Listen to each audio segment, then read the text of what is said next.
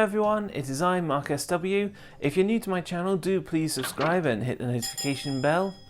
Some of you may know that early this year I reached 2,000 subscribers, and this year also marks my 10th anniversary, so this year has been a good year for my YouTube channel, and it's still growing, I'm pleased to say. Right now I'm getting some professional help to help develop my channel even more and to be recognised more, not just like in conventions and events, but also in the online world, so to speak. A lot of people I've met have said to me, keep doing YouTube. I've found my niche, it's something that makes me happy and something I can show off my talents and my skills. If I had to quit YouTube and have to try and find a job, then I'd probably end up miserable and depressed, and all those editing and filming skills I learned would probably go to waste. Some people think that being a YouTuber is just a hobby, mainly because anyone can be a YouTuber. Well, it depends on how dedicated and passionate you are about YouTube. I mean, if you're dedicated to your channel like I am, then it can be a proper job, especially if you're earning some money. I mean, having your own YouTube channel is kind of like having your own TV channel with your own TV programs, even films. Now, I've seen some people do these videos where they give top 10 pieces of tips and advice to anyone who wants to be a YouTuber. Usually this is targeted towards children, but I thought I'd do one for both children and adults, sharing my autistic mind and thoughts on how to be a YouTuber. So these are my top 10 tips. The reason I thought I'd do this video is partly because, as I mentioned, it's my 10th anniversary, so I might as well share 10 pieces of advice. But also, during the quarantine, I actually inspired some people to become YouTubers during their spare time. So I thought if they want to develop their channels even more, become more dedicated to YouTube, I would share them some advice that I've sort of learnt over my years of being a YouTuber. Okay, so you want to be a YouTuber. What do you have to do? Well, if you don't know anything about cameras or you've never used editing software before, then don't start just yet. But if you have some knowledge of editing and you've used cameras, or if you have experience of running a podcast or being a TikTok star, then that's a start, and it's a good start. So now we'll get on to my top 10 tips. Number 1, names and genres. Think about the name that you want to give your channel. If you're an individual person, you can use your own name, but if you're a child, then it's highly recommended that you give yourself a nickname so that you remain incognito. But as the years pass and as you get older, you may want to then use your real name, especially if people recognize you. If you have partners, like if you're part of a company, a friendship group, or a family, then you want to discuss together what your YouTube channel should be called, because you're a team and you have to work together as a team. Also have a think about the genres, what you want to do on your channel. So my style is variety. Rather than just focus on one topic, I want to focus on many topics, because if I did focus on one topic, and I'd have to set up several channels to focus on those topics. But if you want to just use one channel, then you could do a variety, or you could just stick to one particular topic. The genre is an endless list. There's things like cooking, sports, games and challenges, beauty and fashion, science and engineering. There's a lot you can do. But if you're going to do things like music and reactions, you have to be careful, because these days copyright is very, very strict. It's the same when it comes to things like games. That's why most people set up a Twitch account when they want to do online gaming and show the audience what they're playing. Number 2, planning. Don't just rush into things. Plan everything out when you're making your YouTube channel, especially when you're filming your videos. So if you have some ideas for videos, make a list of them. What I tend to do is put them into 3 different categories. First category is videos that you can definitely do. The second category is videos that you could do, but maybe you need to think about them a little bit more, like Do you need a certain location? Or do you want a certain number of people to help? Or do you need a specific equipment or a tool to use? And the third category is for the really big projects. If you want to do things like a series or a film or a music video, they take a lot of time and money to get onto YouTube. So plan everything you do. Another good idea is to plan some videos that you may want to upload the moment you start your channel.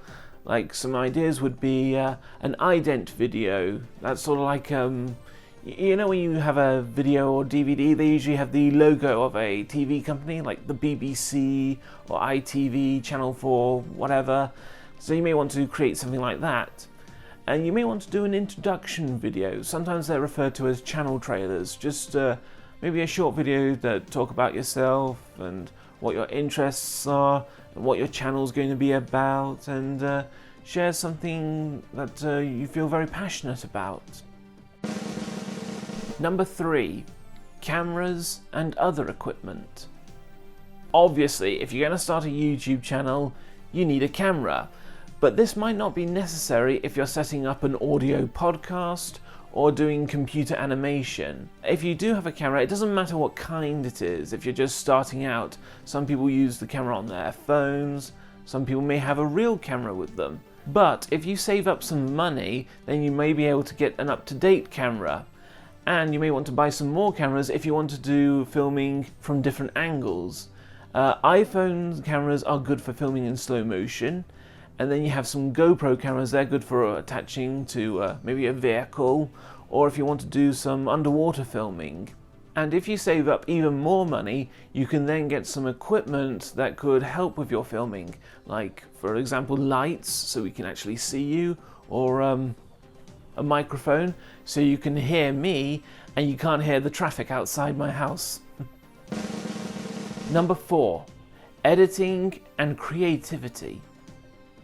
Don't just upload a video to YouTube just for the sake of it. Be a bit more creative and imaginative with your videos. That's what editing software is for. Some editing software you can download for free. If you've got enough money, you can buy them. So for my editing software, I use the Adobe software. I got Premiere. I was lucky because I got it for a birthday present. Of course, the whole point of editing software is to remove all the bits that you don't want, like the mistakes, unless you want to do a blooper video. But not only that, but make the video a little bit more interesting, like, for example, you know the scenes where someone has an idea, a light bulb appears and there is a bing sound effect. You may want to add that in. And it's not just the videos, because on YouTube now you can have thumbnails, so you can decorate the thumbnail image of your video. Be creative in that as well. You want something exciting that will make people really want to click on the video. Because with my thumbnails, someone said that they look like sweets and candy. You just want to pick one out and taste it. So if they're good enough to eat, then they're good enough to click on. Number 5, safety and security. Probably one of the most important points about running a YouTube channel, especially if you're a child YouTuber. If you are a child YouTuber, let your parents run the channel. They can make the necessary adjustments to the settings, like what videos are appropriate for children, what videos are appropriate for adults, and do they allow comments?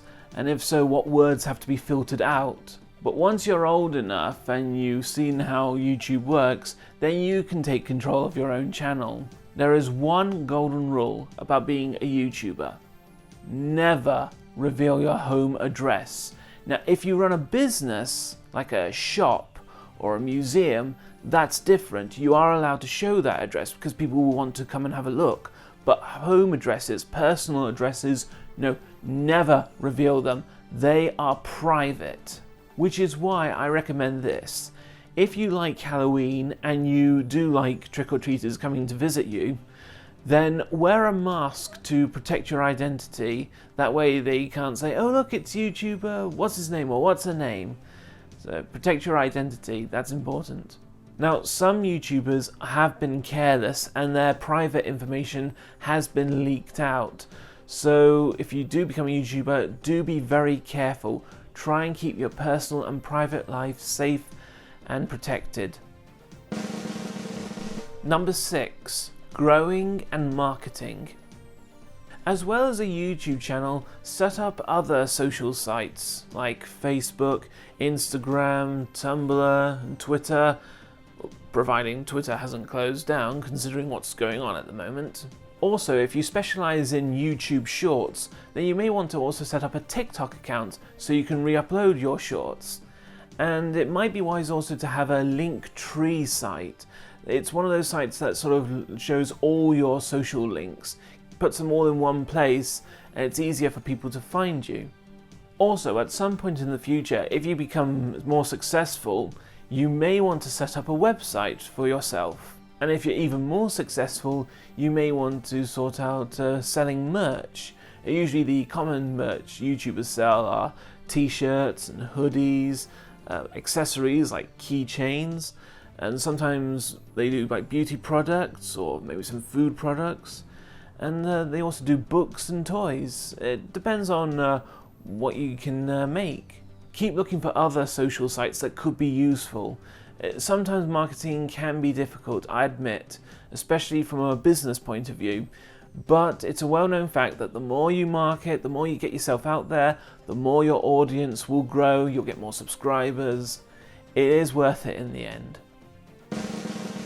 Number 7, upgrade and update.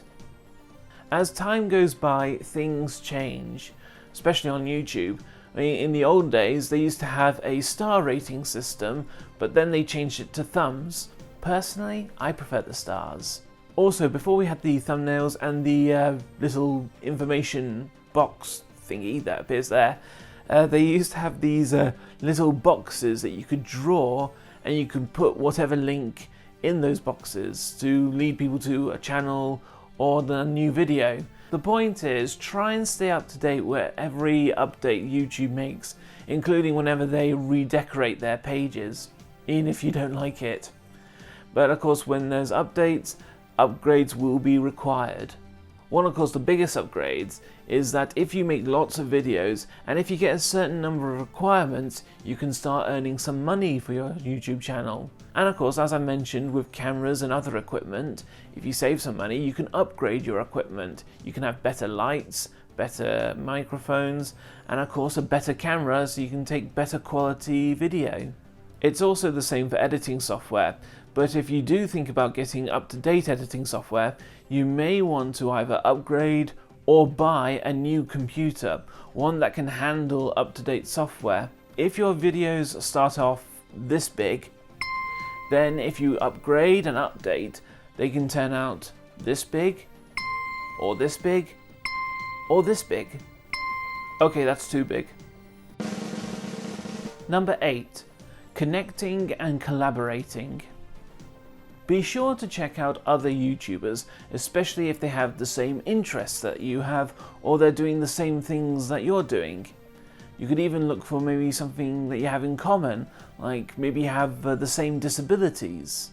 You may want to get in contact with other YouTubers, and if you get to know each other better, it could lead to collaborations. That's when you do a video together. A good way to meet other YouTubers would be to attend conventions and events.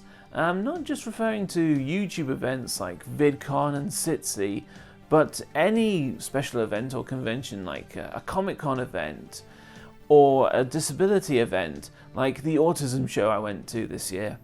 It's also events like these that you may get to meet some organizations and companies that you're interested in, and if you start talking to them, tell them what you do, and if they're interested, then they may want to liaise with you, form a partnership perhaps, which is why it's a good idea to print out some business cards so you can hand them out to companies and of course other YouTubers.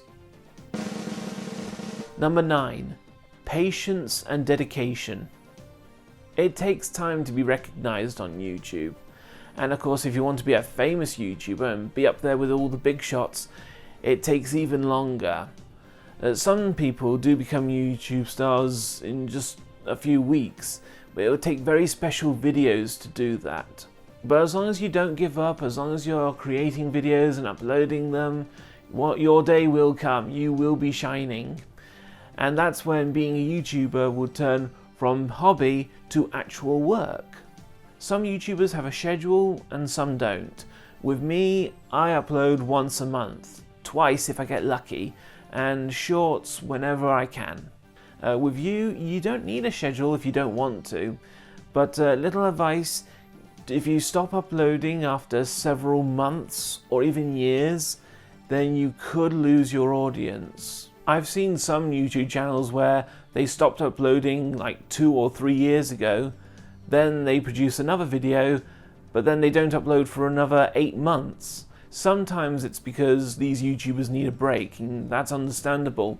But if you do take a break, it's best to do a video just to explain what's going on. Just let people know that you're okay. Let them know that you might not upload all the time. Number 10. Be yourself. This is another one of the golden rules about being a YouTuber. To quote Popeye the Sailor Man, "I am what I am." And he was right. Everyone is different and unique in their own special way, especially when they're doing serious videos, when they're talking about certain incidents or situations that are happening and they're being serious about it, and they're speaking from the heart, you could say. Sometimes being a YouTuber can change your life, but that doesn't mean it should change who you are, especially if you're a good person. I mean, if you're a horrible, nasty person, then yeah, they seriously need to change, but if you're a good person, you don't need to change at all. Always be honest on your channel, even if you're doing it as a hobby or as a full-time job. A friend of mine from secondary school once said, embrace the moment. You should be proud of who you are. It doesn't matter what you look like, it doesn't matter what disability you have, you can still achieve things, you can still enjoy yourself, and you can still make some great videos. And I agree with her. So those are my top 10 tips on being a YouTuber. You don't have to agree with them all if you don't want to, but hopefully you found it useful and give you something to think about if you want to set up your own YouTube channel. To tell you the truth, some people just set up a YouTube channel just to leave comments on other videos. Usually they're negative comments, but just delete the negative comments. So if my autistic advice on being a YouTuber has been useful to you, then do please give this video a thumbs up, and don't forget to subscribe and hit the notification bell so you know when I next upload a video. And don't forget you can follow me on social sites. Like I mentioned, hopefully Twitter is still there, and I've also got Facebook and Instagram. Thanks for watching this video, guys. I hope you found it useful and informative. The last 10 years have taught me a lot about being a YouTuber, and I hope you guys have enjoyed it and found it useful. And I'll see you next time. Over and out.